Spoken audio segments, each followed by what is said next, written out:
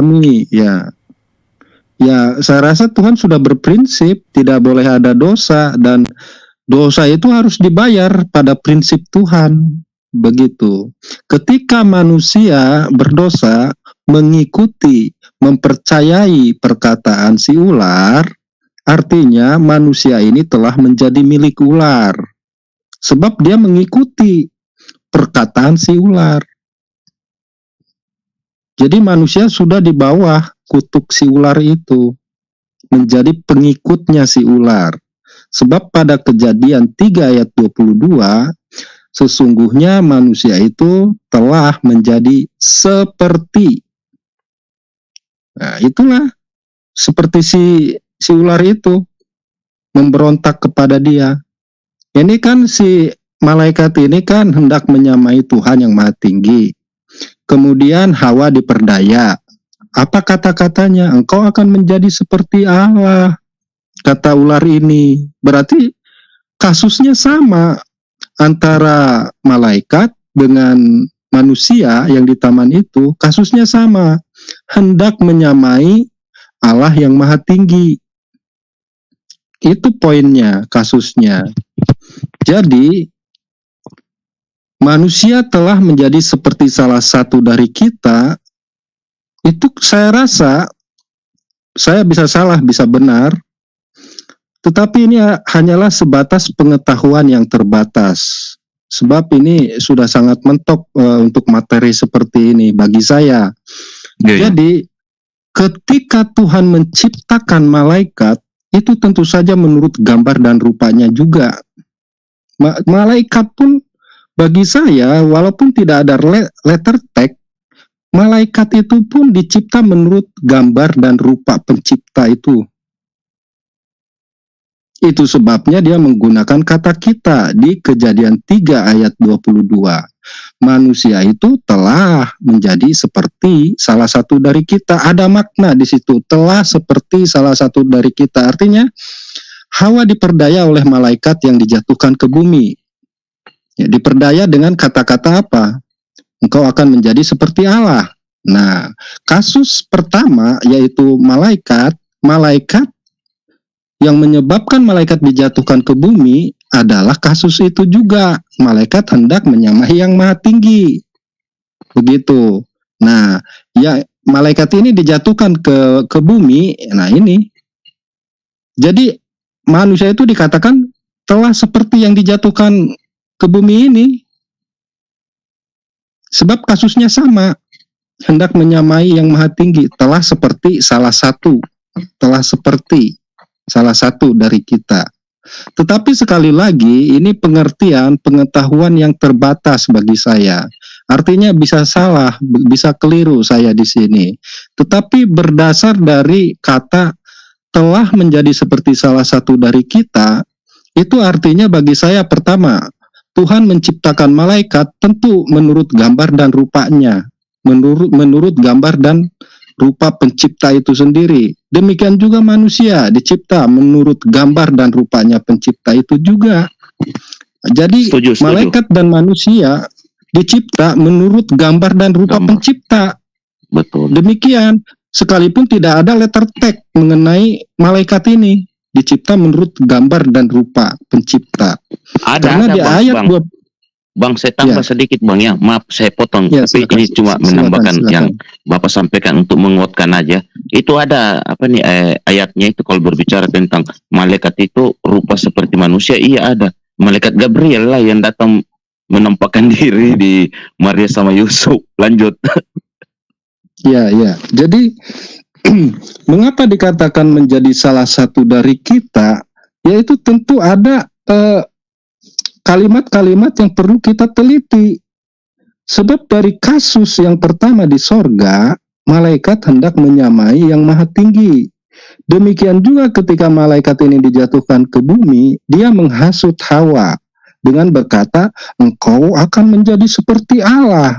Artinya kasusnya sama, artinya keberadaan manusia yaitu Adam dan Hawa telah menjadi seperti si ular ini. Keadaannya begitu. Oke. Oke bang, terima kasih bang. Saya dapat poin dosa harus dibayar. Ya bang. Oke, itu mungkin ada Bang Farhan. Lanjut. Bang Farhan. Assalamualaikum Bang Farhan. Ya, oke. Salam. Assalamualaikum. Farhan, selamat malam. Monitor kah? Loh, gak ada ini.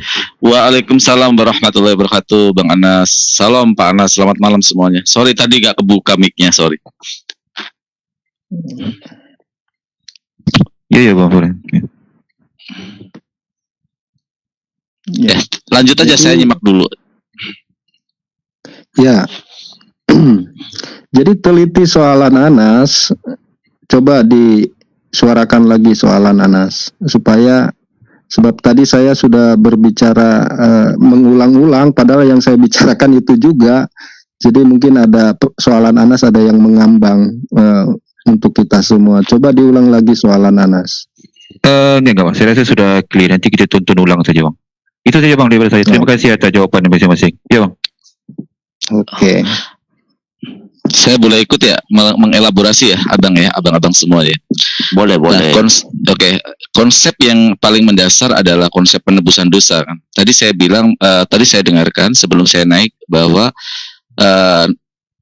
Yesus mati menebus dosa itu adalah karena kasih sayangnya untuk menebus dosa, sehingga yang berdosa pun kalau percaya kepada Yesus maka akan dibangkitkan. Ya, kalau mohon maaf kalau salah tangkap, tapi saya tadi menyimak seperti itu.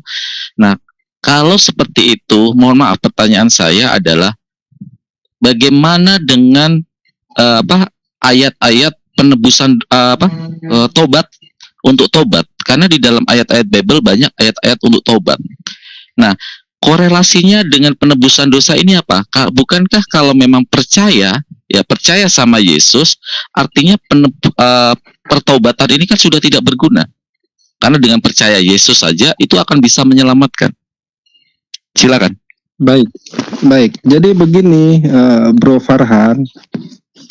Jadi Abraham dibenarkan oleh iman. Demikian jugalah kita dibenarkan oleh iman. Apa itu iman? Dari mana iman timbul? Dari pendengaran akan firman Tuhan, kan begitu. Jadi firman Tuhan itu diperdengarkan kepada kita, timbullah iman. Nah, ketika kita percaya bahwa Tuhan sudah menebus kita menjadi juru selamat, yang klimaksnya itu di kayu salib, ketika kita mempercayai itu, posisi kita di situ sudah dibenarkan oleh iman. Mengenai pertobatan, pada posisi kita sudah dibenarkan, kita masih bisa berdosa. Itu sebabnya mengenai setelah kita dibenarkan, posisi kita nih, status kita sudah dibenarkan. Nah, apakah kita tidak, setelah posisi status kita sudah dibenarkan, kita bisa tidak berdosa lagi? Oh tidak, kita tetap masih bisa berbuat dosa. Jadi selanjutnya adalah pembaharuan sampai pada pembaharuan. Demikian sementara dari saya. Oke, silakan Pak. Siapa ini tadi? Enggak, sebelum saya siapa? Pak Brikit. Iya. Silakan. Silakan Pak. Udah tadi Brikit udah. Ya. Ada yang mau tambahkan lagi? Begini, Ya, silakan Pak. tadi kan sederhana jawabannya, bahwa Yesus itu adalah Tuhan. Yesus itu punya otoritas untuk memberi jaminan keselamatan. Oleh karena itu, Yesus berkata, jadikanlah bangsa muridku. Nah, berarti Tuhan berkata bagi jadikan bangsa murid, berarti Tuhan berarti harus diikuti semua pengajaran-pengajarannya. Nah, konsekuensinya untuk memperoleh keselamatan itu harus menerima pengajaran-pengajaran dan mematuhi pengajaran-pengajarannya. Apa yang diajarkan oleh Yesus itu yang harus diikuti.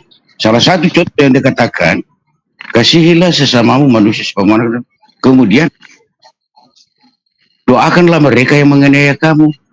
Kalau engkau ditampar pipi kiri, kasih lagi pipi kanan. Itu kan pengajaran. Artinya, jadi tujuannya itu agar bagaimana kita selalu berperilaku baik di hadapan Tuhan dan mematuhi segala macam bentuk pengajarannya, sehingga kita bisa memperoleh keselamatan itu. Bukan serta merta percaya Yesus saja baru kita mendapat. Oh, tidak juga. Kan ada katanya, jadikanlah bangsa muridku. Murid itu berarti kita harus banyak belajar. Nah, kalau kita masih banyak sementara belajar dan kita masih berbuat dosa, oleh karena itu dia mengampuni kita, kita harus bertobat, harus memohon pengampunan. Jadi cukup jelas apa yang saya sampaikan bersama dengan teman-teman. Saya rasa sudah cukup. Oke, silakan. Oke, saya ini ya Pak ya, saya tambahkan. Artinya jika memang mengikuti perbuatan-perbuatan Yesus, berarti kan keselamatan bukan cuman percaya sama Yesus, tapi mengikuti apa yang diajarkan oleh Yesus. Yang saya tangkap kan seperti itu. Fundamentalnya kan seperti itu Pak ya. Fundamentalnya kan seperti itu. Nah, kalau kita kaji apa yang diajarkan oleh Yesus, jelas Yesus kan menyuruh untuk apa yang dikatakan Yesus seperti di Yohanes 17 ayat 3 ya. Di ayat-ayat yang lain, bagaimana Yesus itu adalah utusan, dan kalau memang mau selamat adalah apa yang diperintahkan Bapa ya, yang diperintahkan Bapa. Apa yang saya ucapkan dari mulutku sesungguhnya bukan dari mulutku sendiri tapi dari Bapa. Nah, kalimat-kalimat ini kan secara jelas mengatakan bahwa Yesus ini adalah sebuah perantara dari apa yang diperintahkan oleh Bapa. Kalau kita kaji secara mendalam dari sisi terminologi linguistik maupun dari sisi ayat-ayat ya di kitab dia di Bible, jelas di sana menerangkan bahwa segala perintah dari Yesus ini adalah perintah yang bergaris lurus atau linier dengan perintah Bapa. Nah, mari kita kaji dari sisi ajaran-ajaran Yesus. Yaitu Yesus mengatakan bahwa seperti contoh ketika di dalam Matius ya, di dalam Matius 5 ayat 17-18 lah di sana ya, yang tidak menghapus hukum Taurat di sana ya. Nah, di sini nanti kan dikaitkan hukum yudisial ya kan, hukum Taurat itu kan ada 3 ya kalau menurut Katolik ya. Saya diskusi sama Diki Ngadas juga seperti itu. Artinya apa yang terpenting yang diajarkan secara fundamental untuk meraih keselamatan ini percaya sama Yesus, apakah mengikuti apa yang diajarkan oleh Yesus? Silakan, Pak. Baik, akan saya jawab. Jadi ketika Bro Farhan membaca tulisan-tulisan dalam kitab suci kami yang secara khusus mengenai pertanyaan Bro Farhan ini, saya simpulkan mulai dari Matius, Markus, Lukas, Yohanes ya, sebab di dalam keempat surat tersebut ada perkataan Yesus ya. Jadi saya simpulkan mulai Matius, Markus, Lukas, Yohanes ada perkataan Yesus yang sekarang sudah dituliskan dan kita bisa membacanya. Kan demikian. Saya mau membawa Bro Farhan kepada peristiwa. Satu peristiwa ini kan pernah terjadi sehingga dituliskan. Kan begitu ya. Salah satu contoh, Bapa lebih besar daripada aku. Yesus pernah berkata itu kan pada masa dia itu. Iya kan? Betul. Iya kan? Bapa lebih besar daripada aku. Dialah yang mengutus aku. Aku mengasihi Bapa, aku pergi kepada Bapa, aku kembali kepada Bapa. Kan begitu ya? Begitulah kata-kata yang kita jumpai ketika kita membaca Matius, Markus, Lukas, Yohanes. Sebab itu tadinya adalah dia yang berkata, sehingga kita menjumpainya dalam bentuk tulisan yang sekarang. Jadi tulisan-tulisan yang kita baca sekarang adalah warisan yang kami terima. Begitu. Nah, jadi jawabannya adalah begini. mengenai perintah, begitu kan? Aku diutus, Bapakku tidak ada seorang pun yang baik, cuman Bapa yang baik. Itu dia katakan, perhatikan, Yesus katakan itu sebagai manusia. Jadi perkataan-perkataan yang dituliskan dalam keempat surat tersebut, Matius, Markus, Lukas, Yohanes, perkataan-perkataannya yang dia katakan itu adalah sebagai manusia dia berbicara seperti itu. Yang pada sejatinya Yesus Kristus adalah Tuhan yang menjadi sama dengan manusia. Ketika dia dalam keadaan sebagai manusia, ya dia berkata-kata sedemikian tadi yang saya ulas, ya, yang saya sebutkan. Begitu. Demikian sementara dari saya, Bro Farhan. Oke, saya tambahkan. Oke, silakan Pak. Silakan ya Pak. Ya, begini merupakan ya mengenai hukum Taurat. Tidak ada satu manusia pun bisa melakukan hukum Taurat secara sempurna. Tidak ada. Hukum Taurat itu tidak bisa dilakukan oleh sosok manusia. Tuhan Yesus berkata, aku datang bukan meniadakan hukum Taurat, tapi aku datang untuk menggenapinya. Di mana penggenapannya itu? Di atas kayu salib. Di situ penggenapannya. Kalau Yesus Tuhan, Bapa, kalau Yesus adalah sudah menunjukkan dirinya bahwa dia adalah Tuhan. Karena di mana muridnya berkata, pertunjukkanlah kami siapa itu Bapa. Lalu Yesus berkata, sudah sekian lama kita bersama-sama, engkau tidak mengenal Bapa. Kalau engkau sudah melihat aku, berarti engkau sudah melihat Bapa. Situ nyatakan bahwa Yesus menyatakan dirinya Tuhan. Cuma Tuhan tidak terlalu angkuh, karena Tuhan memang datang bukan dengan keangkuhan, dia datang dengan kerendahan hati. Dia tidak datang sok-sokan bahwa saya Tuhan, tidak, dia berkata saya Tuhan. Tapi Tuhan menunjukkan dalil-dalil bahwa dia adalah Tuhan. Seperti perkataan murid yang disampaikan pada Yesus, kalau engkau sudah melihat Bapa, kalau engkau sudah melihat aku, berarti engkau sudah melihat Bapa. Disitulah ditunjukkan bahwa Yesus adalah Tuhan. Oke, semoga Bro Farhan bisa mengerti.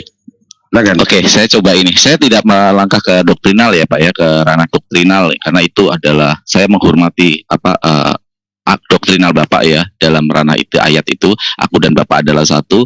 Saya akan mencoba untuk untuk lebih mengidentifikasi apakah ayat ini dimaknai secara literally atau dimaknai secara metafor. Mau saya katakan kalau ayat itu adalah sebagai justifikasi bahwa Yesus adalah sama juga dengan Bapa karena aku dan Bapa adalah satu. Apakah berarti kalau dimaknai literal seperti itu, Bapak kan memaknai kalimat itu secara literal bahwa aku dan Bapak adalah satu? Ya benar bahwa Yesus itu adalah Bapak. Apakah berarti Bapak itu berambut gondrong, mohon maaf ya, berambut gondrong dan penampilan seperti Yesus itu? Silakan. Karena Anda mengenai literal dan saya bawa ke literal. Ya, jadi seperti tadi Anas bicara itu teliti soalan, teliti jawaban kan begitu ya. Jadi aku dan Bapa adalah satu. Dia pernah mengatakan itu. Aku pergi kepada Bapa. Dia pernah mengatakan itu. Bapa lebih besar dari aku. Dia pernah mengatakan itu. Aku kembali kepada Bapa. Bapa yang mengutus aku. Pokoknya semua itu pernah dia katakan, ya. Tetapi yang perlu dipahami dari semua yang dikatakannya itu adalah sebagai dia manusia. Keberadaan dia sebagai manusia. Demikian juga dengan kematiannya di kayu salib. Itu keberadaannya sebagai manusia, dia mati, begitu. Jadi kalau menurut saya rambut gondrong, Bapak rambut gondrong, ya bagaimana ya saya menjawabnya? Apakah Bapak rambutnya gondrong? Ya saya rasa bisa jadilah rambutnya gondrong. Ya oke, saya mohon maaf. Sebab begini Bro Farhan, Bro Farhan begini. Allah itu kan roh ya. Jadi pengertian begini. Tubuh daging kita itu mengandung darah. ada satu bagian yang tidak mengandung darah. Coba Bro Farhan patahkan rambut Farhan. Itu ada darah nggak keluar? Bro Farhan patahkan rambut, adakah darah di situ? Jadi saya rasa kalau kita mau melihat bagaimanakah Bapak itu punya rambut, ya saya rasa dia roh ya, dia roh. Tentu rambut kita yang manusia ini ya secara roh, apakah dia punya rambut ya? Ya itu tergantung pada visual kita masing-masing lah begitu. Bagaimana Farhan bisa memvisualkan roh Bapak yang adalah roh memiliki rambut? Dan bagaimanakah saya memvisualkan Bapak itu yang adalah roh punya rambut? Tetapi sekali lagi ingat, mengenai rambut, kalau kita potong dia tidak ada keluar darah. Kalau tubuh kita ini kita cubit, terluka dia keluar darah. Tetapi ini dalam dimensi roh, apakah ini berlaku juga? Ya ini tergantung bagaimana kita melihat roh itu bagaimana begitu. Roh itu bagaimana sih gitu. Oke, Ya, silakan, saya ini Pak. Pak ya. Oke. Artinya kalau kita mendefinisikan seperti itu, berarti roh yang Bapak maksud ini, yang Bapak benar-benar Bapak ini, berarti kan roh ya. Berarti kita tidak bisa mendefinisikan ya, tidak unidentification ya, tidak bisa teridentifikasi sama sekali ya. Betul nggak? Identifikasinya gimana, sesuai Bang? dengan identifikasinya sesuai dengan perspektif kita. Ini bukan Identifikasinya perspektif. sejauh yang kita miliki, identifikasi roh sejauh yang kami miliki dalam kitab suci itu yaitu firman, suara dia. Nah, artinya Itu Pak, identifikasi. iya, oke. Artinya ketika kita dia kan tidak bisa ketika dia mengidentifikasi berkata, secara jelas ya. Bisa tidak, maksud saya tidak bisa mendeskripsikan Ada ayatnya, Pak, mau jelas. secara jelas. Aduh, Farhan juga ini tidak mengerti. Sudah Ada jelas. ayatnya, Pak. Farhan, Bukan Pak. Ya. Dalam artian gini Pak. Vince. Farhan. Dasarnya dulu. Iya. Kamu Ya, silakan Pak. tubuhmu terlepas dari rohmu, terlepas dari tubuhmu, kamu mati nggak? Mati Pak. Mati. Kalau roh itu apa? Definisi roh. Ruh makanya saya justru menanyakan itu. Bapak kan ruh. Berarti kalau Definisi kita roh adalah kehidupan. Nah, dalam kedagingan Yesus itu adalah roh Allah. Bahwa kehidupan Yesus adalah kehidupan Tuhan, roh Tuhan yang ada pada dia. Oleh karena itu, jadi Yesus mengimplementasikan nubuatan Tuhan itu sendiri, nubuatannya di Ulangan ayat 18 ayat 18. Jadi Yesus itu dalam kedagingan dia adalah nabi, dia adalah guru. Tetapi ada kuasa yang menyertai dia adalah roh kehidupannya, dia adalah roh Allah. Oleh karena ketika dia di atas kayu salib mati, bukan dicabut nyawanya, tapi dia menyerahkan rohnya. Oke. Saya akan coba ini. Berarti yang ada di dalam Yesus membuat Yesus hidup itu adalah roh Allah ya. Betul. Ya, mengenai Yesus kita Roh harus harus berarti- meneliti. Bang, kasih Bang Farhan dulu bicara apa di Sebentar ya, nanti biar ini karena kita saling Yesus. belajar lah, kita saling belajar karena nanti bisa teridentifikasi juga di dalam Islam itu. Kenapa di dalam Islam, di dalam Yahudi itu tidak bisa diidentifikasi Tuhan itu karena di dalam Al-Qur'an Al-Karim itu laisa kamislihi syai'un. Jelas Allah itu berbeda dengan makhluknya, artinya tidak teridentifikasi. Nah, yang saya maksud tadi, Saya minta Farhan ya, jangan dulu. Farhan jangan bawa Al-Quran sini karena itu Al-Quran saya tidak percaya. Ya. Itu sangat tertolak bagi kami. Al-Quran itu tertolak bagi kami, Farhan. Ya, jadi boleh, lanjut nggak aja lah. apa-apa. Ya nggak apa-apa. Posisi bertanya. Saya pun juga aja. kan saya pun nggak percaya sama Bible kan nggak apa-apa kan. Ini kan kita Ya, silakan. saling tanya kan, sharing kan. Saya juga nggak percaya sama Ya, sekali sama silakan. Bible gitu. Ya. Iya. Artinya Ya, jika silakan. seperti itu, ruh Yesus adalah ruh Bapa. Berarti apakah ruh Bapa ini yang di surga ini, yang ada di atas sana, apakah ruhnya itu masih ada juga di sana? Karena kan udah ada Yesus ruhnya. Ada angin, contohnya. Angin di tempat Anda, kan angin juga tempat saya. Hmm. Kalau angin itu Anda hirup, kan nggak habis. bisa juga saya hirup, bisa juga di Jakarta, di mana-mana lah. Pak Karena Farhan. roh itu bukan satu, seperti angin dia. Oke. Oke, lanjut. Jadi seperti Ya. angin ya, seperti angin. Tadi saya tambah yang Nah, tadi bukan begini, itu apa perumpamaan aja dimaksud sama pair listing. Jangan diambil literalnya juga. Pak Ya, Farhan karena baca di dua. Farhan bilang dikira Farhan ini kalau udah roh Allah itu melingkupi Tuhan Yesus, habislah udah roh Allah. Gimana roh Allah di surga kan gitu, enggak? Iya, Jadi iya, seperti betul. gimana-mana bisa. Itu makanya Oke. disebut omnipresent.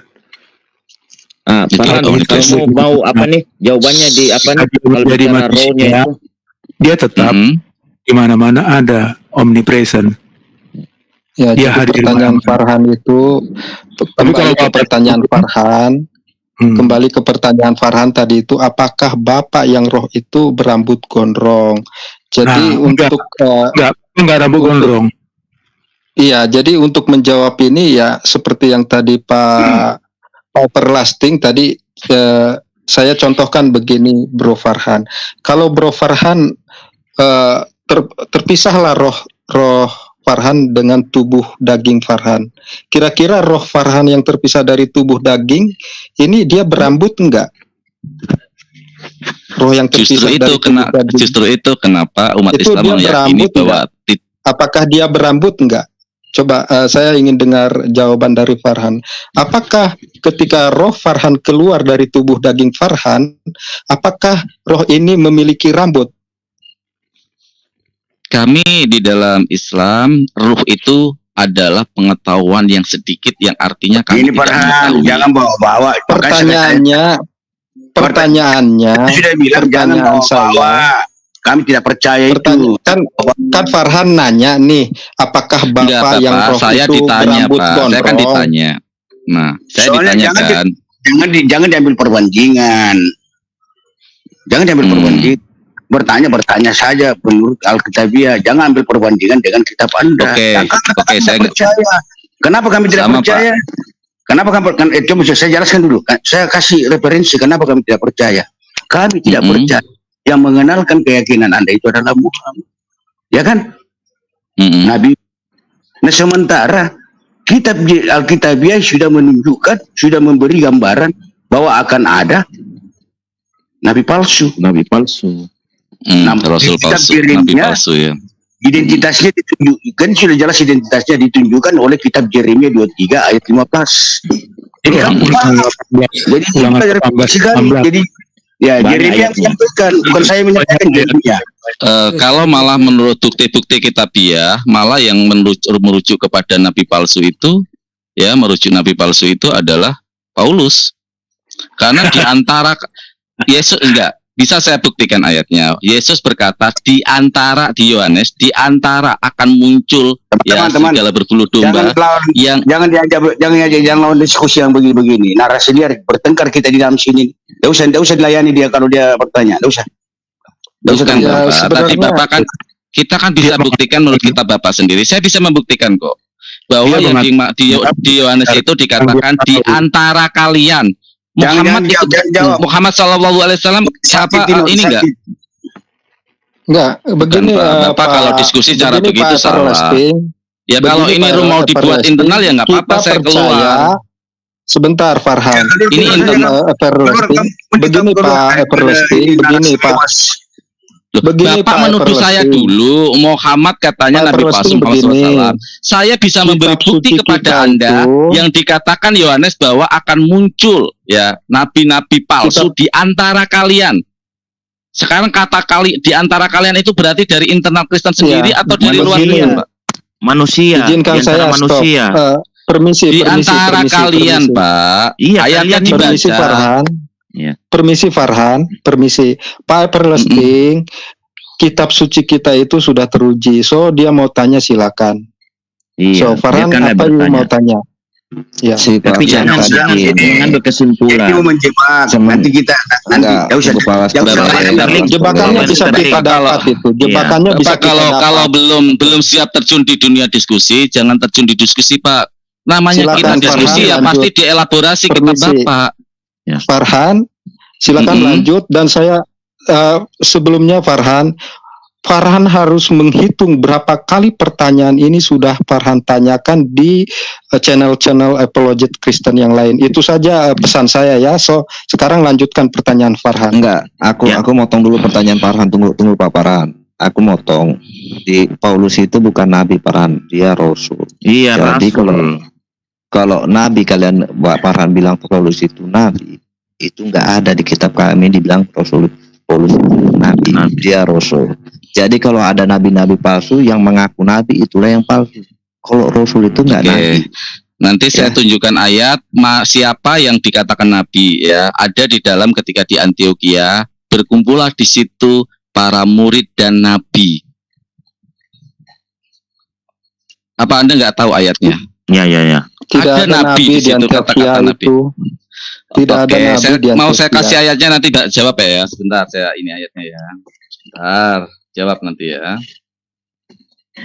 Enggak, kita lanjut aja tentang itu tadi, Yesus saja dulu. Jangan usah diperlebar, dituntaskan dulu tentang Yesus. Biar tahu bahwa kalian itu ada nabi. Pertanyaannya itu saja dijawab juga, tetap lagi.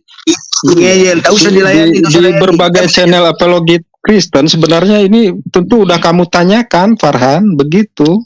Betul, sudah saya tanyakan. Justru saya mau mempertanyakan, mengelaborasi. Kan katanya tadi Bapak dan aku dan Bapak adalah satu. Pemahaman Pak, kalau diskusi, ada ayat yang dimaknai literally dan ada ayat yang dimaknai metafor. Jelas tadi Bapak mengatakan aku dan Bapak adalah satu. Anda mengambil sebuah parameter literally.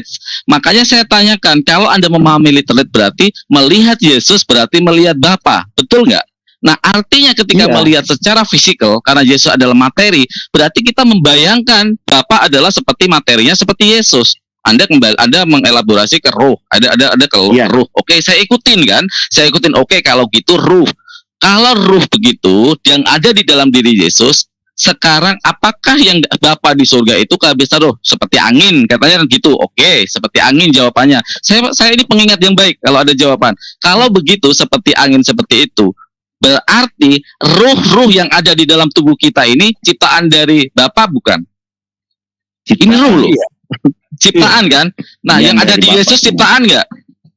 Enggak. Jadi jadi Yesus nggak ciptaan. Itu Bang. Bang, baca di tunggu sebentar dulu. Pertanyaan orang tolol, orang bego. Jangan kasar-kasar, Pak. Mulai. Jadi begini, Farhan. Jadi begini. Bapak nggak siap diskusi. Seperti saya kan Bapak boleh kok bertanya kok. Saya kan sudah kasih tanya tadi. Jangan bawa-bawa Alkitaanmu di sini. Keyakinanmu. Kan sudah ketanya. Kenapa kamu bawa lagi? Saya kan nggak bawa nggak bawa Al-Quran. Gimana sih? Kalau saya nggak boleh bawa Al-Quran ya nggak apa-apa. Kamu sebut.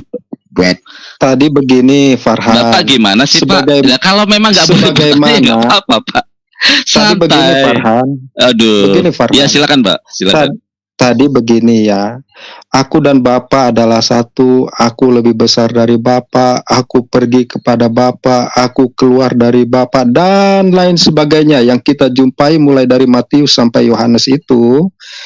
Itu kan tadinya dia berkata seperti itu ketika dia sebagai manusia. Jadi untuk memahaminya, Bapa itu roh, ini harus bisa dipisahkan. Jadi kalau misalnya Yesus Kristus sebagai manusia berbicara, aku lebih besar dari Bapa lebih besar daripada aku, itu artinya Bro Farhan harus keluar daripada yang sekarang ini Bro Farhan baca tulisan-tulisan itu. Cuma tadi kan sudah dijelaskan. Saya menerima.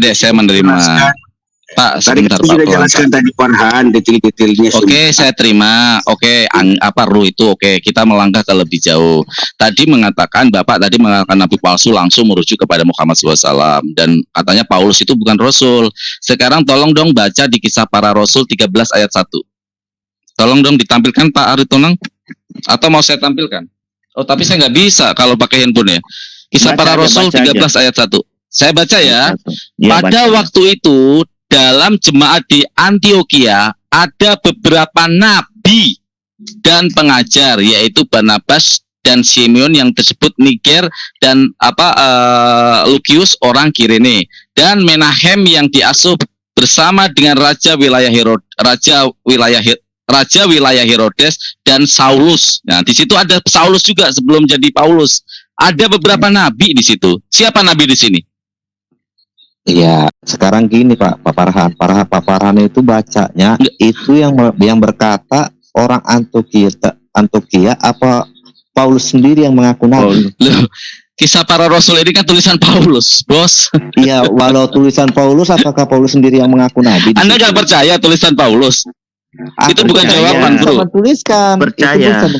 Bisa, Makanya ini dengarkan pelan-pelan ayatnya. Pada waktu itu dalam jemaat di Antioquia ada beberapa nabi dan pengajar, yaitu Barnabas dan Simeon yang disebut Niger, dan Lukius orang Kirene, dan Menahem yang diasuh bersama dengan raja wilayah Herodes dan Saulus. Jelas di situ ada kalimat ada beberapa nabi. Siapa nabinya? Tunggu dulu, saya tanya sama kamu dulu. Oke, begini. Saya tanya dulu sama kamu, apa definisi nabi, apa definisi rasul? Dan dulu, sebentar. Apa definisi nabi dan apa definisi rasul? Coba jelaskan dulu itu. Bapak mau dari versi Islam atau versi Kristen? Kan? Versi Kristen dong. Mana aku percaya kamu punya keyakinanmu? Loh, saya juga nggak percaya sama Bapak, sama kepercayaan Bapak. Itu makanya ada diskusi, Pak. Kalau nggak percaya, kenapa kamu tanya-tanya? Begini, bisa aku ngomong. Saya Pak Aritonang emang nggak boleh ya. Kalau saya nggak boleh masuk sini lagi, nggak akan pernah masuk sini lagi, nggak apa-apa. Bapak cara diskusinya nggak boleh seperti itu, Pak. Di dalam room Muslim, Pak, banyak kok Kristen yang mempertanyakan Al-Quran dan dijawab juga kok, Pak. Iya, Pak. Bapak nggak begitu. Bapak kalau belum siap diskusi, Bapak cuci kaki dan tidur, Pak. Di dalam ranah diskusi wajar kalau kitabnya dibahas. Makanya kan tadi ada yang menjawab. Nabi. Kalau Bapak menanyakan nabi ya, dalam versi Islam nabi itu adalah utusan yang mendapat firman dari Tuhan, itu nabi. Tetapi rasul adalah yang mendapat firman dan mempunyai kewajiban untuk mengajarkan firman itu kepada umatnya. Iya, ini dipahami oleh Islam dan dipahami Yahudi. Kalau Kristen punya pemahaman lain, ya monggo, kita saling menghormati. Ini gitu loh. Biar aku jelaskan aja, Pak Westerling. Biar aku jelaskan dulu. Iya, Pak Westerling. Pak Westerling mau berdebat atau sendiri aja? Biar berdua aja. Begini. Pak Westerling terlalu keras nih. Ini Westerling ini kan nama pembantai rakyat Indonesia ini. Bangga banget pakai nama Westerling. Silakan, Pak. Mau ngomong dulu, Pak Farhan tadi mengatakan Paulus adalah nabi. Di situ nggak dituliskan Paulus nabi. Nabi-nabi lain. Coba baca. Pertanyaannya siapa, Pak? Pertanyaannya siapa di sini yang nabi? Pertanyaannya di situ. Pertanyaannya Paulus nabi nggak di situ. Kan Pak Farhan bilang Paulus nabi. Coba baca dulu Paulus nabi nggak di situ. Nah, sekarang kita lihat pada waktu itu dalam jemaat di Antioquia ada beberapa nabi. Nah, pertanyaan kepada Anda yang punya kitab Anda. Di sini yang disebut nabi siapa? Ya nabi-nabi ada beberapa nabi loh. Sudah diceritakan nabi-nabi. Yang penting kan Paulus kan bukan nabi palsu diceritakan. Nabi si Paulus itu nabi nggak dikisahkan. Bapak, kan pertanyaan saya di sini kan disebut beberapa nabi. Siapa yang nabi? Akan berarti berarti nama di antara nama ini kan ada yang nabi, Pak. Apa Simeone, apa Barnabas, atau Niger, atau Menahem? Bapak bisa baca konteksnya. Intinya begini. Bisa baca. Itu berapa orang di situ, Pak? Sebentar, teman. Saya jelaskan. Baca konteksnya. Dengan nabi. Nabi itu identitas daripada nabi itu adalah bernubuat. Kalau rasul adalah orang yang bertemu langsung dengan Tuhan. Bertemu langsung dengan Tuhan. Itu rasul. Paulus bertemu sama Yesus langsung nggak? Oh iya. Bertemu. Oh, yang di kisah para rasul itu, yang cahaya itu, ada yang cahaya, ada yang suara, yang berubah-ubah itu. Iya, di Damsik. Oh iya. Iya. Yesus yang menjumpai Saulus. Enggak. Kita nggak usah lebar Ketemu kemana-mana berarti dulu, Pak. ketemu berarti adalah secara Pak, kita nggak usah fisik. lebar kemana-mana. Dia murid enggak? Dinampakkan Aduh. penampakan. Dia murid nggak? Dia murid nggak? Mau saya kasih Dia- ayatnya. Dia bukan termasuk murid Yesus. Pak Farhan, kita nggak usah melebar kemana-mana dulu. ada referensinya. Saya dibawa kemana-mana. Jawabannya juga melebar kemana-mana. Mas saya ikutin Karena aku kemana-mana. bingung ini sebenarnya mau kita mau bahas apa tadi kan? Aku bahas Saya lebih suka dengan Paulus Bapak. itu Silakan nabi, Bapak bukan. dengar. Ya silakan. Sekarang Paulus nabi bukan kan? Ku bilang Paulus nabi bukan. Kalau di kitab kami Paulus itu rasul, nggak ada tulisan nabi. Nabi Coba katanya Bapak tadi jelaskan. definisi nabi kan ada nubuat tadi kan kata Bapak tadi ya. Aku nggak bilang nabi. Yang penting aku mau menjelaskan posisi Paulus dulu di sini. Yang Pak Farhan bilang Paulus itu nabi. Kita gelar yuk ayatnya nabi-nabi palsu itu yuk, yang di Yohanes itu di antara kalian kita bahas secara logika dan ilmu Iya. yang bersifat universal, terminologi linguistik yuk. Nanti mana yang penjelasannya lebih masuk akal kita sebagai manusia. Di antara kalian itu apakah kalian antaranya manusia atau di antara kalian itu adalah dari kalian sendiri muncul nabi-nabi palsu itu.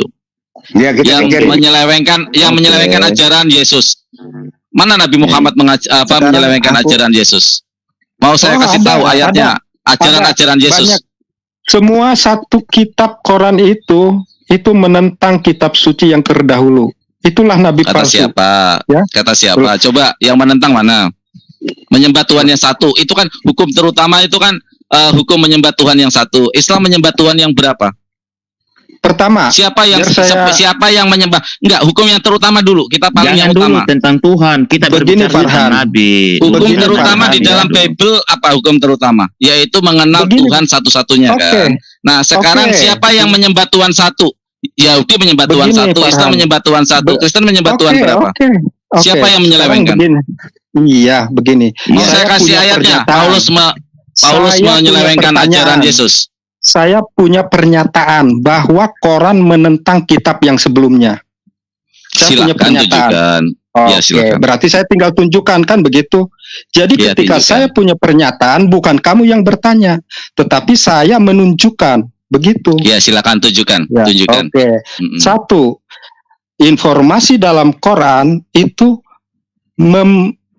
memberikan informasi. Quran memberikan informasi kepada pemercayanya bahwa Tuhan tidak pernah menjadi manusia melalui kelahiran. Jelas. Nggak ada. Oke? Mm-mm. Kitab sebelumnya Satu-satu aja, Pak, kita bahas. menginformasikan itu. Oke, Oke, kita sekarang sepakat, ya. saya bahas. Oke, berarti Tuhan jadi manusia. Baca di Yesaya, tidak ada Tuhan yang dibentuk setelahku dan tidak ada Tuhan yang dibentuk sebelumku. Berarti tidak ada Tuhan yang berbentuk di dalam Yesaya. Di dalam Islam jelas ada ayat laisa kamisli sayun. Allah adalah yang tidak bisa disetarakan dengan apapun makhluknya atau ciptaannya. Sekarang dari Oke. dua ayat ini di Begini, dalam Al-Quran Farhan. dan di dalam Perjanjian Lama, siapa Begini, yang membantah kitab sebelumnya? Begini Farhan, Ya, begini jadi- Farhan, satu pernyataan ya, Udah jelas satu tulisannya. pernyataan. Begini Farhan, saya mau kita sepakat dulu ya. Kan Satu diambil pernyataan, ayat 42. satu Allah itu bukan manusia, dia menekankan di sana, aku bukan kayak kalian, pembohong. begini. Ya, saya mau Bukan, sepakat dulu bukan dengan seperti itu, Farhan. Pak. Bukan seperti itu. Yang lain Di dalam- Saya mau sepakat dulu. Di dalam bilangan jelas dikatakan 23 atau 19 itu bahwa Allah itu bukan manusia dan juga bukan anak manusia. Di dalam Islam pun Memang begitu. Begini, Tiba-tiba Pak, perjanjian baru ada anak lahir diangkat sebagai Tuhan. Ini yang membantah siapa Ini nih? gimana? Ini kok nggak tertib Begini ya? Pak Farhan, boleh saya bicara sebentar Pak? Silakan. Begini Pak Farhan, berbicara tentang perjanjian lama atau di hukum Taurat, itu memang Tuhan belum menjelma sebagai manusia. Jadi kalau berbicara Berarti tentang yang menjelma jadi manusia kan cuma perjanjian baru kan? bukan perjanjian baru, tapi Perjanjian lama mana ada Tuhan menjadi manusia? Coba tunjukkan bukti ayatnya. Belum. Apa? Perjanjian Waktu baru. perjanjian lama belum. Aku belum menunjukkan diriku katanya. Tetapi Bang. di kitab perjanjian lama itu menulis tentang aku, kata Yesus. Semua Iya. kitab Iya, Taurat Menulis kitab tentang Lama. aku. Buktikan nubuatannya. Saya sudah Oke. saya diskusi sama Deki Ngades tuh nubuatannya aja bisa saya bantah semua kok. Iya. Ternyata Itu- ayatnya itu itu bukan baca untuk nubuatan gimana Yesus ini? kok. Bang, Bang, Ya, itu Iya. Bang Fans. Sebentar Pak, Silakan, everlasting. silakan. Ya, saya baca diam dulu. Ya, Keluaran silakan, Pak. 3 Silakan, ayat Pak. 14 sampai 16. Keluaran 3 ayat 14 sama 16. Aku adalah aku, yang diutusnya itu siapa?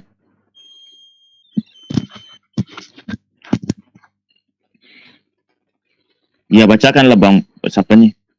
Biar iping apa? Nggak bisa ini ya, nggak bisa apa? Berapa? Saya screen ya. Kalau saya screen Udah ada Ini percuma kalian ini mau diskusi sama Farhan karena Farhan itu mencari pembenaran kitabnya di kitab kita. Iya, Ya, enggak. Saya permisi. edukasi aja ini Saya Pak, permisi. Pak everlasting. Silakan Pak, silakan. Terima kasih Iya, Pak ya. begini. Bapak terima kasih udah diskusi. Saya Ya, sana, permisi ya. di sana. Permisi ya. Loh, itu Permisi. itu silakan Pak. Saya Bapak sudah kasar memberikan banget. pernyataan. Silakan. Ya, saya sudah aduh, nanti kamu bicara pun nggak akan saya potong ya. Oke. Begini, Kayaknya ada sudah delay deh, punya Pak. Sebentar Pak, kayaknya ada delay jadi Bapak marah sama saya. Saya ngomongnya udah lama baru nyampe Bapak soalnya. Saya padahal udah silahkan dari tadi Pak. Delay kayaknya di room. Jadi begini, saya sudah punya pernyataan menanggapi perkataan kamu tadi bahwa Nabi Muhammad bukan antikris ya. Saya nyatakan Quran menentang Quran wahyu Muhammad itu menentang kitab yang terdahulu. Satu, saya menyatakan demikian karena kitab sebelumnya menginformasikan bahwa Tuhan pernah menjadi sama dengan manusia melalui kelahiran. Silakan kamu berikan saya ayat dalam kitab suci kami untuk membantahnya. Monggo. Loh, saya sudah kasih saya kok. Tidak ada Tuhan yang dibentuk sebelumku dan tidak ada Tuhan yang dibentuk setelahku. Jadi Tuhan tidak berbentuk. Itu yang pertama. Di dalam bilangan jelas dikatakan bahwa Tuhan bukan manusia juga bukan anak manusia. Ya, terus di dalam Ulangan 18 ayat 15. Sebentar Pak, saya kasih banyak ayat. Saya kasih di bilangan ya yang di Ulangan 18 yang tadi Bapak bacakan juga. Ulangan 18 dari ayat 15 sampai 21. Baca di situ. Itu juga bukan hanya nubuatan. Di situ ada kata orang Israel, ya Tuhan, saya tidak ingin mendengar suaramu dan tidak ingin melihat rupamu lagi. Dan Tuhan mengatakan apa? Tuhan mengatakan, ya yang kalian katakan itu baik, berarti dituruti oleh Tuhan. Artinya Tuhan itu tidak pernah kelihatan, gitu loh. Dan tiba-tiba ada kelahiran Yesus. Bang Farhan, ya. Bang Farhan, saya potong dulu. Beda pengertian. Silakan. Orang lain mesti tafsir.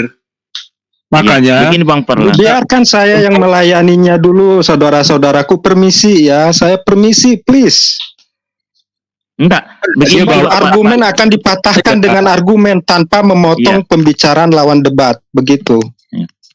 Pak Pikir dijelaskan juga ya tentang perjanjian lama itu memang belum ada apa nih? Tuhan belum menjelma ya. Kasih singgil dia dulu, kasih singgil baru kita dengar saja. Oke, lanjut. Ya kita diam aja ya. Oke, saya minta ulas balik apa tadi yang Farhan bilang yang awalnya itu. Kilas balik dulu. Farhan angkat ayat apa dari mana? Coba. Yang pertama. Yesaya. Tidak ada Allah dibentuk ya. Tidak ada Allah yang dibentuk sebelumku dan tidak ada itu tidak Allah yang dibentuk. Oke, saya tanggapi ya. Untuk poin yang pertama ini saya tanggapi. Ayat yang Farhan hadirkan untuk membantah Tuhan pernah menjadi sama dengan manusia, ayat tersebut tidaklah membantah bahwa Tuhan pernah menjadi sama dengan manusia. So, teliti ayat tersebut. Silakan, monggo. Silakan patahkan kalau memang itu adalah bukan sebagai justifikasi. Ada ayat-ayat penguatnya di dalam bilangan jelas dikatakan sebentar, Tuhan satu-satu bukan ya. Allah bukan dari manusia mana tadi? dan anak manusia. Ya saya Pak. Dari mana? Saya pakai handphone sih, biasanya pakai handphone ya. Sorry saya nggak bisa share screen, nggak bisa ini. Ya. Saya karena saya pakai HP. Ini saya ya. Ini ya, saya ya. Ya, Allah tidak dibentuk sebelumku dan Allah tidak dibentuk setelah. Yesaya berapa? Sebentar saya. Yesaya berapa? Saya lupa. Bentar Pak ya, sabar ya. Sebab Saya hanya punya kerangka saja mengenai kelahirannya begitu.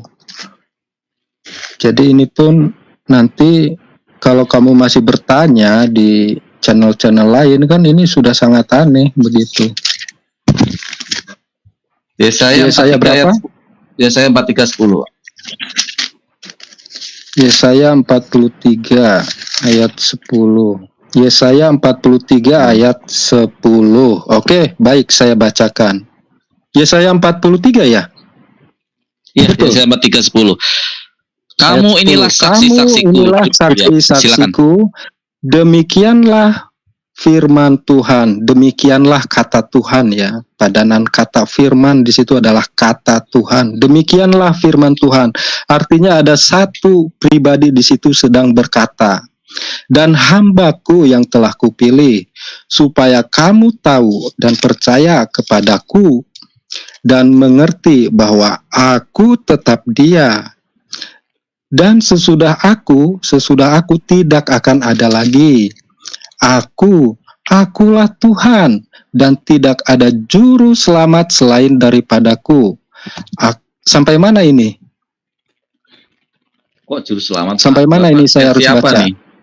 Sebentar, saya Itu baca kan di ada sini ya. tulisan dari situ sebelum aku tidak ada lagi. Kamu inilah saksi-saksiku, ya. Itu dia. Demikianlah firman Tuhan dan hambaku yang telah kupilih, supaya kamu tahu dan percaya kepadaku dan mengerti bahwa aku tetap Dia. Sebelum aku tidak ada yang dibentuk, dan sesudah aku. Artinya sebelum Dia juga tidak ada yang dibentuk, sesudah aku juga tidak dibentuk. Artinya tidak berawal, yang kita ya. soroti, Tidak akan ya, ada lagi. Tidak akan ada lagi. Itu pengertiannya ya. Jadi yang kita sorot saya baca di sini, literal, Pak. Tidak, itu ada kata tidak akan ada lagi. Saya pun kan berkata begitulah pengertiannya, ya kan begitu? Ya.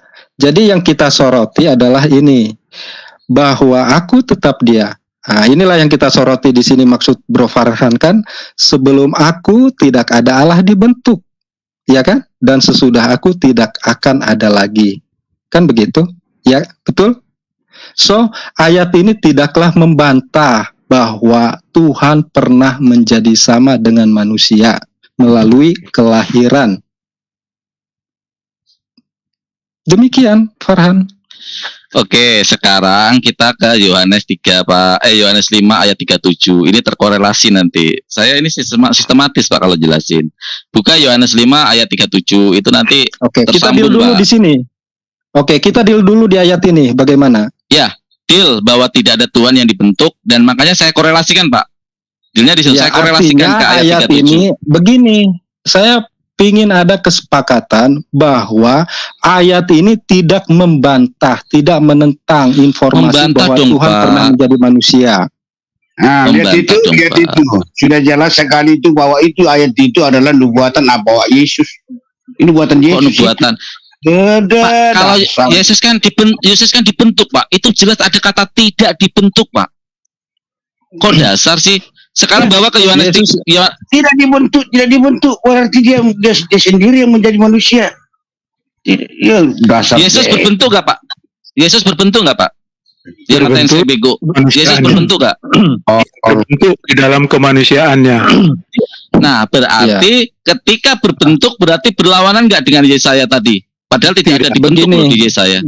Begini, Bro Farhan. Sebentar, Pak. Saya satu ayat dulu, Pak. Satu ayat lagi, Pak. Nanti terkorelasi. Jadi kena konteksnya. Yohanes 5 ayat 37. Tolong dibuka. Saya bacakan ya. Maaf, Bapak yang mengutus saya aku lanjut ke selanjutnya. Saya nggak akan lanjut ke selanjutnya sebelum kita sepakat di satu ayat. Kemudian kalau kita sudah sepakat di satu ayat, mari kita ke ayat selanjutnya. Begitu saya. Jadi mengenai permasalahan kata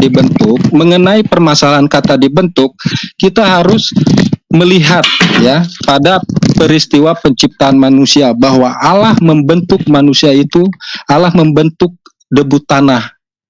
Jadi ada kata dibentuk di situ ya. Sedangkan Yesus Kristus yang sedang kita bicarakan ini, Dia menjadi Tuhan melalui kelahiran. Jadi kamu harus bisa pisahkan kata dibentuk dengan menjadi sama dengan manusia melalui kelahiran. Ya, Adam itu dibentuk. Debu tanah dibentuk. dibikinlah kepalanya, dibikinlah tangannya, dibikinlah badannya, dibikinlah kakinya. Itulah makna kata dibentuk, ya. Jadi ayat ini tidaklah membantah bahwa Tuhan pernah menjadi sama dengan manusia melalui kelahiran. Perhatikan kalimatnya. Jadi satu ayat ini telah menggugurkan. Coba ada kata melalui kelahiran, Pak. Ayat itu ada nggak? Itu kan perspektif, interpretasi. Oke. Terima kasih atas pertanyaannya. Terima kasih atas pertanyaan selanjutnya. Saya akan layani. Berarti kita sudah sepakat ya kata dibentuk. Oh, saya nggak sepakat, Bapak mau ngambil kesimpulan. Di situ jelas kata begini Farhan, kata dibentuk itu kita harus memperhatikan pada proses Allah menciptakan manusia. Bagaimana itu? Pak, boleh gantian saya bicara nggak, Pak? Tadi Bapak kan panjang menjelaskan secara kata dibentuk, gantian saya menjelaskan ayat di situ. Bahkan saya tidak menafsirkan loh. Di situ jelas sebelumku tidak dibentuk dan sesudahku. Ya, tidak ada selain dia. Ya, artinya Pak, setelah klaim itu, ini kan yang menerima firman kan ini Yesaya kan, ya, karena di kitab Yesaya. Artinya di zaman sebelum Yesaya tidak ada Tuhan dibentuk. Ini sederhana loh sebenarnya. Jadi kalimat ini, dan sesudah Yesaya tidak ada Tuhan yang dibentuk. Nah, ini berkorelasi dengan apa, yuk? Nah, Yesus berbentuk enggak? Kan saya tanya begitu. Nggak ngerti. Sebagai secara materi dia lahir berbentuk enggak? Silakan. Nah, ya silakan. Kalau Yesus berbentuk, artinya berlawanan enggak dengan Yesaya yang dikatakan bahwa di situ Tuhan itu tidak dibentuk? Yesus berbentuk loh. Tidak berlawanan. Santai aja. Nggak berlawanan. Oke, udah saya ikuti deh. Oke, coba karena biar melangkah ke depan lah. Oke, saya ikuti bahwa itu tuh Yesus tidak dibentuk. Sekarang kita jangan biarkan dia bertanya terus. Saya mau bertanya dia sama Farhan. Saya mau tanya sama kamu. Pak. Ini sebentar, ini harus diselesaikan. Ini enggak usah. Begini kamu juga sih, mau nanya terus. Sekarang kamu harus mau tanya balik. Sebentar, ini saya belum selesai, Pak. Biarkan aja Pak Westerling. Nanti boleh kok kamu bertanya sama saya. Sebentar, ini biar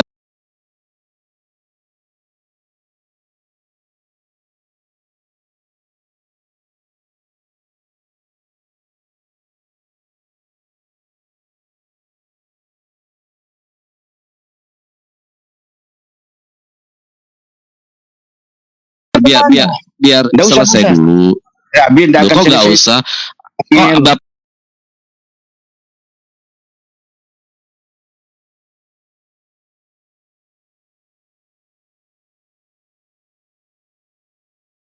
Bapak berkuasa di room ini? Sabar, Westerling, sabar. Saya sopan banget loh, Pak. Saya sopan sekali loh, Pak. Saya menghargai Bapak. Sekarang kalau kamu sopan, coba saya mau bertanya sama kamu. Coba tunjukkan siapa nabi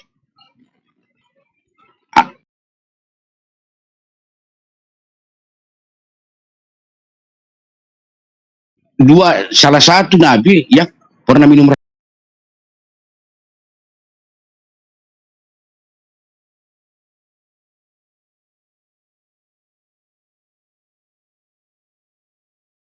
racun. Coba tunjukkan dulu.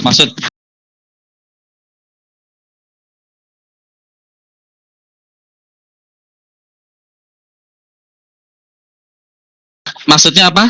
Maksudnya gimana? Adakah selain dari nabimu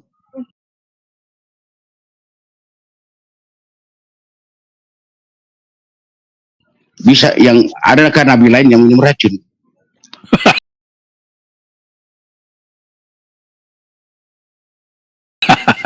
Tidak ada, nabi saya nggak minum racun, Pak. Loh, yang dikaitkan mati diracun. Bapak kekurangan literatur, Pak. Makanya kalau mau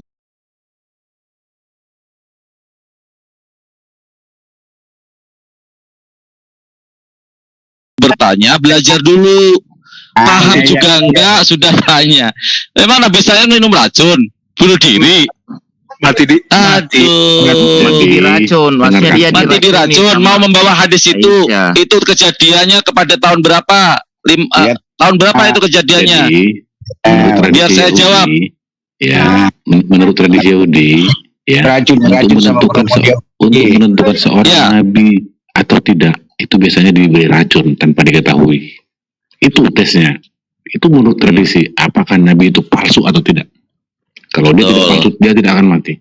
Itu tradisi. Dan Rasulullah tidak mati, Pak. Rasulullah tidak mati.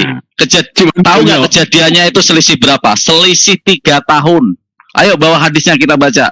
Ini Bapak cuman ngelihat di Google dan tidak paham ya. Saya jelaskan Pak dengan jelas, cara menjelaskan seperti ini, tidak bertele-tele dan tidak main akrobat jungkir balik salto ke sono kemari untuk menjelaskan. Yang pertama, setelah terjadi keracunan di perang Khaybar, katanya saya ditanya, saya harus jelaskan dong. Tidak ada dalil mengatakan bahwa sampai mati, tidak ada. Saya cuma bilang mengatakan diracun. Iya. Diracun dan tidak mati, Pak. Dan tidak mati, Pak. Justru tradisinya memang ini yang melakukan adalah wanita Yahudi. Saya membenarkan Bapak tadi karena ada tradisi. Sebentar dong, Pak. Bapak bertanya, Bapak ngotot. Pertanyaan saya kan cuma minum racun. Saya kan bertanya, siapa selain dari Nabi Nuh, siapa nabi lain yang minum racun? Saya kan tanya bilang mati karena racun enggak? Yang minum racun. Di kitab Bapak untuk menunjukkan keimanan harus dites minum racun. Bapak nggak tahu ayatnya. Untuk menunjukkan keimanan. Ada ayatnya. Loh kok lari kemana-mana? Bapak takut dikasih ayatnya. Untuk mengetes keimanan, minumlah racun dan kalian akan tidak akan mati. Enggak disuruh minum racun. Enggak disuruh. Aduh. Diberi racun maut. Ingat, apabila kau diberi. Nah, artinya ada minum racun untuk menguji kan, untuk menguji imannya racun kan. Salah kalau gitu kan. Bapak. Sudah dulu satu dulu lah. Kalian menyalahkan, saya menjawab. Saya bertanya. Sebentar saya jawab masalah keracunan, Pak, masalah racun. Ini kan tadi orang ini kan bertanya tapi nggak punya literatur. Saya jelaskan bahwa Nabi Muhammad diracun tidak mati. Setelah diracun di perang Khaybar. Dijelaskan, Pak. Ini begini pertanyaannya Pak Wensterling. Nabi yang diracun ada ndak? Nah itu bukan mati diracun ya pertanyaannya itu. Jadi kita luruskan dulu. Ada ndak Nabi yang ini pertanyaan kalau kayak gini anak TK Pak. Sekarang saya tanya, ada nggak Nabi selain Musa yang bisa membelah lautan? Ada nggak Nabi yang selain enggak, itu namanya parameter kekanak-kanakan Pak. Setiap nabi itu punya keistimewaan masing-masing Pak. Iya, itu pasti. Dia kan cuma kita harus akui itu. Makanya mau saya jawab. Ini saya jawab Pak. Mau saya jawab Pak. Bukan mati diracun ya. Jangan bilang mati diracun karena saya jawab ya. Saya jawab. Yang melakukan racun itu adalah seorang wanita Yahudi. Ini sama benar tadi kata Bapak tadi, ada tradisi untuk mengetes bahwa kalau Yahudi itu ngetes bahwa dia ngaku nabi itu langsung dikasih racun, mati enggak. Ternyata yang mati adalah 6 orang sahabat Rasulullah yang ikut makan daging daging kambing yang dihidangkan saat itu, dan 6-nya mati. Rasulullah ketika itu diracun malah nggak mati, membuktikan bahwa Rasulullah adalah nabi yang asli. Yang pertama. Yang kedua, kejadian diracun itu setelah 6 bulan setelah kejadian diracun, Rasulullah melakukan sebuah ekspedisi perang Tabuk, memimpin sendiri perang Tabuk, memimpin pasukan 30.000 pasukan pergi dari Madinah ke Tabuk. Coba diukur, lihat di peta Pak, peta kuno, Madinah ke Tabuk itu berapa kilometer untuk menghadapi pasukan Heraklius. Artinya tidak ada yang klaim tadi mati diracun, gagal ya berarti ya. Nah, sekarang saya saya sudah jelaskan Pak ya, saya sudah jawab. Sekarang merasakan efek racun itu ada. Jangan Aisyah itu yang berbicara Aisyah. Bapak efek bohong. Aisyah racun. Itu ada kata seperti Pak. Ada kata seperti ya. Aku masih merasakan efek racun di Khaybar. Bukan rasa sakitnya seperti yang aku alami di Khaybar. Tunjukkan hadisnya. Seperti. Jadi kayak gini ya. Ketika saya pernah mengalami jatuh ya, kepala saya sakit nih. Nah, ketika saya sakit, waduh sakitnya bener-bener luar biasa deh, kayak waktu gua jatuh deh kayaknya disakit nih. Seperti itu, bukan karena impact. Ada nggak? Tunjukkan saya ada racun, 6 orang bisa mati saat itu juga, berarti racunnya kan ganas. Ada orang yang bisa bertahan sampai 3 tahun dan nggak mati. Ayo. Medis ini Pak. Ini namanya intelek, penjelasan secara akademis. Oke, sekarang saya ini. Ya, Anda percaya atau tidak, saya sudah menjawab dan itu jawaban saya. Sekarang kita teruskan ke dalam Yohanes 5 ayat 37. Sekarang Puasa mengatakan dia mati karena racun. Itu ada di live chat itu ditulis. Ada itu. Silakan tunjukkan mati karena diracun. Hadis dari Bukhari itu adalah seperti, ada kata seperti. Saya tahu banget hadisnya, Pak. Ya. Begini Farhan. Dibuka aja hadisnya, dibaca. Saya tidak bawa ini, Pak. Saya tidak pakai laptop, kan saya sudah jelaskan. Iya, mengatakan. Anas bacakan Anas. Sebentar. Kitab Yeremia sudah menunjukkan identitas kasih sudah jelaskan 1000 kali, tak paham lagi. Lanjut ya Farhan yang tadi. Nabi palsu itu ada di Yohanes, di antara kalian sendiri. Memang yang di antara kalian sendiri siapa? Ya di antara umat kalian sendiri akan muncul serigala. Itu ada kalimat selanjutnya ayatnya tuh. Ya, serigala yang menyamar menjadi domba di antara kalian sendiri. Emang umat Islam sejak kapan dijulukin domba? Ya Paulus lah nabi palsu. Gimana sih? Bang, saya luruskan itu Bang ya. Bang, itu di Matius. Nabi palsu itu antikristus. Tuhan. Itu Oke. Sekarang kita lanjut dengan Pak tadi ya Pak. Nah, sekarang kita bawa ke Yohanes 5 ayat 37. Bapa yang mengutus aku, dialah yang bersaksi tentang aku. Kamu tidak pernah mendengar suaranya, rupanya pun tidak rupanya pun tidak pernah kamu lihat. Ya, sebentar saya buka. Saya kadang-kadang lupa ayatnya sebentar. Benar nggak bacaan saya? Bentar. Iya betul. Yohanes betul ya? 37. Soalnya saya agak apal-apalan Pak ya. Nah, artinya tidak pernah ada yang bisa mendengar suara Bapa dan rupanya Bapa. Kok tiba-tiba Yesus muncul? Yesus bersuara nggak bersuara? Nanti pasti jawabannya pasti ambigu. Dia kan jadi manusia. Nah, Pak, tahu kata Beth Ehrman apa? Tahu kata Beth Ehrman apa? Ketika memahami makna kata Tuhan menjadi manusia, ini mendegradasi logika intelektualitas kita sampai 90%, Pak. Karena akan bingung semua. Ya. Pak, begini Pak, itu jangan membentuk satu kalimat bisa merubah keyakinan orang. Itu keyakinan kami, Pak. Hak kami mau percaya Yesus itu sebagai manusia, patung atau batu, itu hak kami. Tapi jangan berkata begitu. Iya. Bukan kata saya, Pak, bukan kalimat saya, kata jangan. Bapak yang berkata-kata di sini, jangan. Tidak bisa. Beth Ehrman yang mengatakan, Pak. Itu. Apa jangan? Tunjukkan kata yang Bapak, tunjukkan firmannya mana? Bukan firman, Beth Ehrman, seorang penulis, mantan. Saya tidak pakai Pak. Saya potong aja, tidak usah kita bawa orang yang berkata-kata itu, karena itu banyak denom-denom yang tidak percaya. Jadi kami tidak bawa manusia yang berkata-kata, sesuai data aja, firmannya aja. Ada tidak di situ? Nah, kalau sesuai data berarti itu ya yang tadi di Yohanes 5 ayat 37 bahwa tidak pernah dilihat namanya rupa Tuhan, suaranya pun tidak. Itu kan jelas di situ. Kalimatnya jelas, clear. Tidak perlu ditafsir. Pak. Begini, jangan bilang tidak bisa ditafsir. Bapak juga tidak bisa karena Bapak tidak akan mengerti tentang firman Tuhan. Baca di Petrus 1 ayat 19 sampai 20. Bapak, orang selain daripada Kristen tidak bisa memahami firman Tuhan karena firman Tuhan bukan dipahami dengan manusia, tapi hanya tuntunan Roh Kudus. Apakah Bapak ada tuntunan Roh Kudus? Namanya firman itu ditujukannya ajarannya ya buat manusia, Pak. Saya namanya pemahamannya. Apakah ada Bapak pemahamannya terus yang membaca? Oh, berarti saya nggak bisa memahami dong. Orang nggak bisa memahami. Nggak bisa. Padahal bahasa karena Indonesia ya. Padahal harus bisa ada. Bukannya kitab suci itu harus dipahami. Iya, hanya dengan tuntunan Roh Kudus. Dipahami dengan kuasa tuntunan Roh Kudus. Oh, harus ada Roh Kudus dulu dong. Nah, sekarang logikanya orang-orang yang menjadi murtad dan memeluk Kristen itu Roh Kudusnya dari mana? Dia kan belum jadi Kristen, Pak. Dia terima kan Tuhan Yesus dulu baru dia dituntun Roh Kudus. Enggak seperti itu. Ada pengakuannya yang malah bukan seperti itu. Itu pengakuan di mana dulu, liatin aja pada lucu-lucu. Makanya tafsirnya gitu.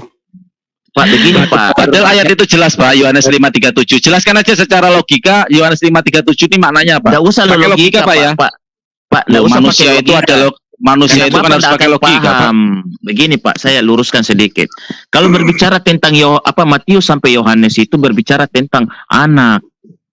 Itu otomatis itu, karena di situ Bapak belum mengambil rupa, karena di situ Yesus belum bangkit. Nanti kalau sudah bangkit baru bicara Bapa. Itulah wujud Bapa. Kalau mau lengkapnya baca di 2 Filipi 6 ayat 6 sampai 11. Di Baca, mana Pak, situ? baca, Pak. Iya, baca aja. Aku enggak bawa kitab. Bacakan aja kan. di Sama situ kita berarti baca. saya juga hafal doang, Pak. Ya, Pakai HP itu jadi nggak bisa tentang saya rupa screen. Allah ya. Filipi 2 Iya. itu tentang rupa Allah. Aduh, Jadi ada yang mengenai mau berkata Yohanes 5. logika. Ada yang mau berkata logika. Sudah Pak Winsterling, Kan? biar kita bantah aja ini. Ayo, Pak. Kalau Bapak mau main logika sama saya, ayo. Sebentar, Mau ya, menang, oke, saya oke. layanin. Coba Tunjukkan logika. logika. Ini juga masuk Sekarang pada logika loh. Logika Ini kan juga masuk Yohanes pada 5. logika. Dengar Pak dulu. Westerling, Kalau soal berbantah-bantah soal nggak logika nih. jelas. Pak Yohanes, Kalau sebentar, Pak berbantah-bantah. Westerling.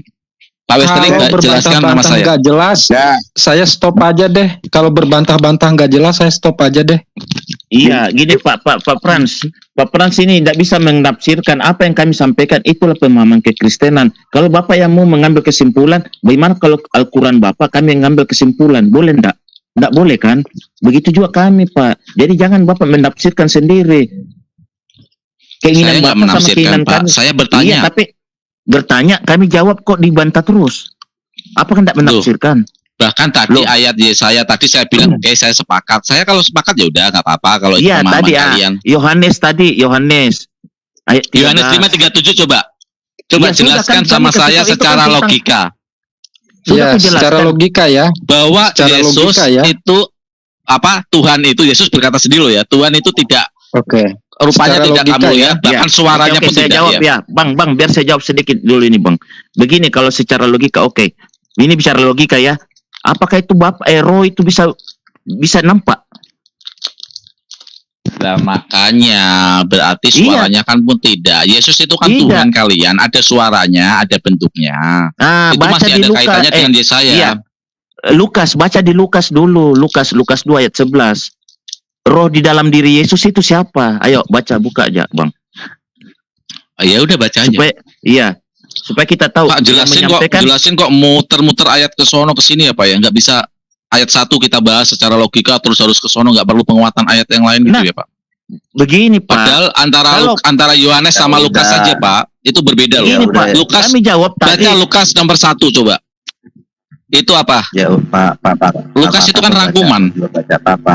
Lah, Dia kan bukan murid Sama Yesus. buka Ayat apa? Pak, begini aja Pak. Kalau mau bicara itu Pak, nanti kita melebar lagi. Yang menulis Al-Quran itu apakah murid-murid pilihan? Nabi-nabi semua. Oh Itu jelas. kan sahabat Pak. Sahabat-sahabat pilihan. Kami tidak Nabi, mengenal apakah- murid Pak. Sahabat. Nabi. Iya, itu apakah itu Tadi Pak Farhan mau tidak. bahas Jangan ayat melebar apa? lah Pak. Jangan melebar kalau bicara ini Pak. Kita bahas Bapak, tentang roh saya yang bisa ada di dalam jelaskan. Yesus. Saya bisa jelaskan detail Al-Quran, mulai Ya, sudahlah ditulis kalau siapa gitu, ya. penulisnya ya. Bagus kita Tapi diam saya aja gini loh, Pak. Pak, enggak usah lah kita Ya Bapak udahlah. bertanya aja Pak, enggak ada guna Pak karena kita sudah jelaskan Bapak yang mau menafsirkan. Kalau Bukan Bapak mau menafsirkan. menafsirkan, Coba Yohanes 5:37 dijelasin dulu sudah aku secara jelaskan logika. tadi. Logikanya Jelasin itu kan. gimana? Iya, roh di dalam diri Yesus itu kan. Di situ ada Apa? kata ruh nggak? Loh, Di situ jelas berbicara orang pertama, yaitu Yesus berbicara tentang Bapa, tentang iya, Tuhannya. berarti pihak kedua kan di situ Bapak kan?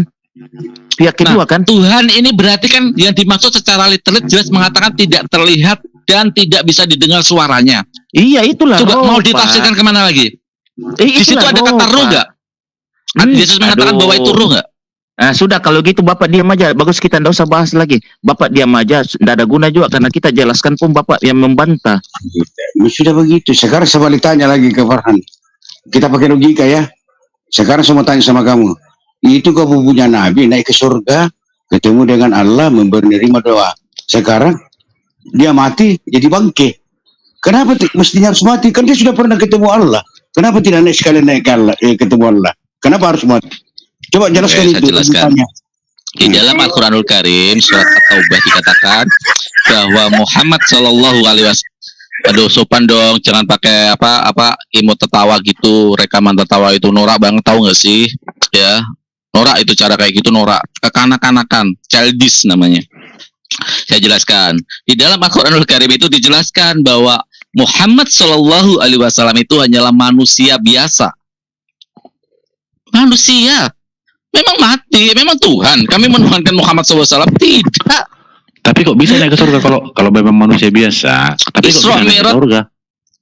Loh, saya mau sebutin di kitab kalian. Si Elia itu naik ke surga. Ya memang naik ke surga, dia kok diangkat karena mau dimuliakan. Makanya Rasulullah itu untuk menerima perintah sholat. Enggak, sebentar saya tak pukul logikanya Pak Westeling nih. Katakan manusia biasa. Pak, begini aja Pak Frans. Bapak katanya larang ketawa, tapi Bapak ketawa juga. Berarti enggak ketawa yang pakai tadi loh. Ketawa yang tadi pakai rekaman itu kan norak itu. Pak sampai kita akhiri aja perdebatan ini. Supaya ini, karena perdebatan ini juga kalau dia mau mengambil kesimpulan terus dia aja yang mau menang ini kulihat Pak. Bukan aku gak mau menang, ngapain aku menang? Di room kalian ngapain aku menang? Ya udah aku tak tidur aja lah. Sorry aku ganggu kalian lah ya. Ya. Oke. Fokus enggak ini? Ya. Oke, silakan. Terima kasih ya Pak ya. Semuanya terima kasih. Mohon maaf ya kalau saya memang nggak boleh ya terganggu dengan keeditan saya. Pelajari kitab kalian dengan logika dan jangan dengan doktrin Pak, logika, karena manusia diciptakan dengan akal. Cuma Tuhan kalian menciptakan akal kalau nggak dipakai ya. Oke, terima kasih. Baik-baik. Frans ya, baca Alkitab